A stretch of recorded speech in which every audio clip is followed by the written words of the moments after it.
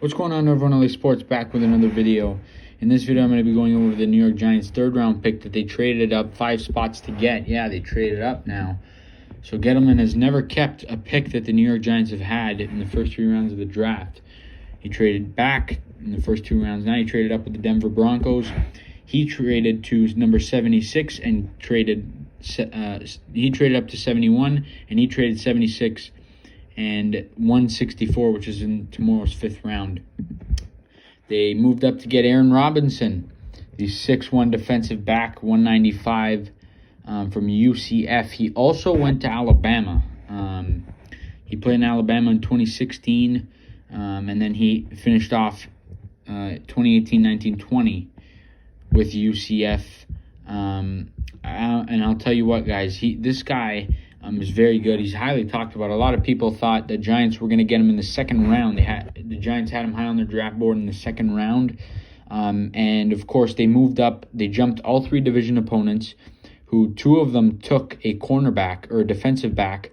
So it could have been to block them from getting what the New York Giants wanted.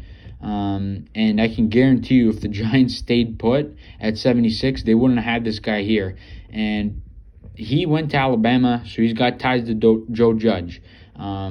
He played with Xavier McKinney in the secondary over in Alabama, so they're familiar with each other.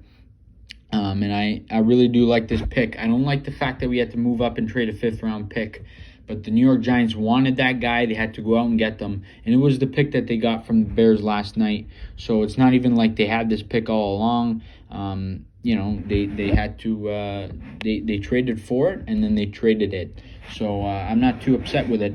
But let's take a look at some of his numbers in his college career. He played in quite a bit of games, and he played in actually 30 games.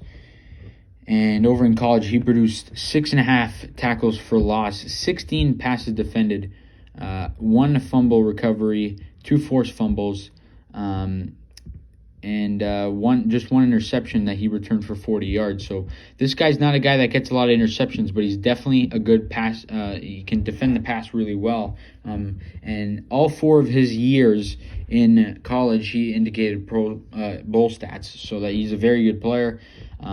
He's an exciting player. And I'm happy to have him with the New York Giants. It's going to be some depth. He might be somewhat of a project. I don't expect him to be a starter here. He's for depth. Puts a little bit of pressure on Darnay Holmes, and there's injury history with Adoree Jackson, so that might be some, just in case something were to happen, you have him backed up. This guy is going to be a guy who can contribute. I would say this year he'll be able to contribute, but he'll heavily contribute probably 2023 and on. This guy, you don't always pick, to strengthen your team right now. Some of these picks, a lot of them, especially, in the later rounds, they're for the future. That's why you draft. You draft for the future, and I think the New York Giants are doing the right thing. And I really like what they're doing in the draft. They don't have another pick in the draft tonight. I don't expect them to get one, but expect an offensive lineman early tomorrow. And I would think with our 4th round pick, Wyatt Davis, really good. He went off the board at 86, I believe, to the Vikings. He was a guy I really wanted, and I thought the Giants would take him. But obviously they didn't, want to take an offensive lineman. I like this pick.